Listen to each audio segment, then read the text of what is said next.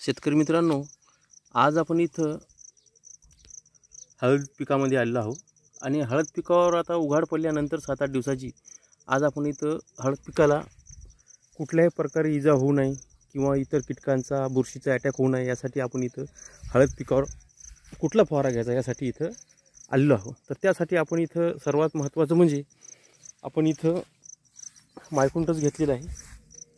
अशा प्रकारे सोबत आपण घेतलेला आहे स्टिकर घेतलेला आहे आणि इथं आपण क्विनॉल फास घेतलेला आहे आणि त्याच्यानंतर आपण इथं वाढरोधक घेतलेला आहे, ते आपण 8 मिली घेतलेला आहे आणि इथं आपण घेतलेला आहे बुरशीनाशक फंगीसाइड। तर हे फंगीसाइड आपण घेतलं आहे हेक्साकोनाझोल 5% वालं, हे 50 मिली घेतलं। वाढरोधक घेतलेला आहे आपण 8 मिली, क्विनॉल फास आपण 30 मिली घेतलेला आहे, स्टिकर 10 घेतलेला आहे आणि इथं जे मायक्रोन्यूटन आहे ते आपण 40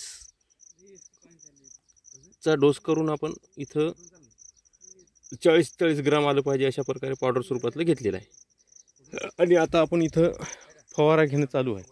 तर त्यासाठी आपण इथं हळद पिकामध्ये आलेलो आहोत आणि अशा प्रकारे आपण सर्व कीटकनाशक, बुरशीनाशक, मायक्रोन्यूटन, स्टिकर हे आपण इथं आणि वाढरोधक हे घेतलेलं आहे। कारण वाढ जास्त झाल्यामुळे काय होईल, आपल्याला ड्रिपच्या नळ्या कशा प्रकारे इथं एखाद्या वेळेस लीक असेल किंवा डॅमेज असेल किंवा बंद पडली असेल तर आपल्याला त्यामुळं काही प्रॉब्लेम येऊ नये, मग आपल्याला ते चांगल्या प्रकारे त्याचं नियोजन करता येईल यासाठी आपण इथं लिकेज वगैरे काढण्यासाठी आपल्याला इथं फटा मोठा ठेवावा लागते। त्यास आणि निंदन वगैरे करायचं असलं तरी फटा मोठा ठेवावा लागते, त्यासाठी आपल्याला वाढरोधक करणे आवश्यक आहे। आणि यात आपल्याला मावा, तुडतुडा, पांढऱ्या माशी हे अट्रॅक्ट करण्यासाठी आपण इथं मिरची पीक घेतलेलं आहे। तसं तर झेंडू चवळी पण चालते, पण आपण मिरची पीक पण घेतलेलं आहे आणि त्याच्यापासून उत्पन्न पण होऊ शकते। तर अशा प्रकारे आपण इथं नियोजन केलेलं आहे।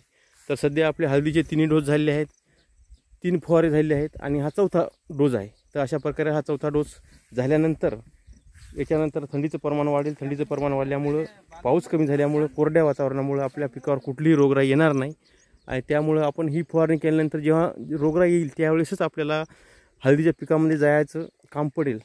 तर त्यासाठी आता हे आपली फवारणी झाल्यानंतर आपली हळद अजून सुधारेल यात काही शंकाच राहणार नाही। तर अशा प्रकारे आपण इथं नियोजन बघत आहात। तर आतापर्यंत सर्व डोसेसचे आणि आतापर्यंत जे फवारे आहे हे सर्व आपण इथं दाखवले आहेत। तर ही हळद जी आहे ती हळद आहे चंद्राई।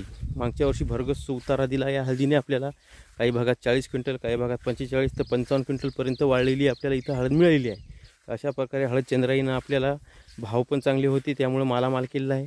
त्यामुळं हळद चंद्राई घट कमी असते, उतारा जास्त येते, कमी सुकते, त्याच्यामुळं आपल्याला जास्त उत्पादन येते। तर हळद चंद्राई घेणं आपल्याला आवश्यक आहे।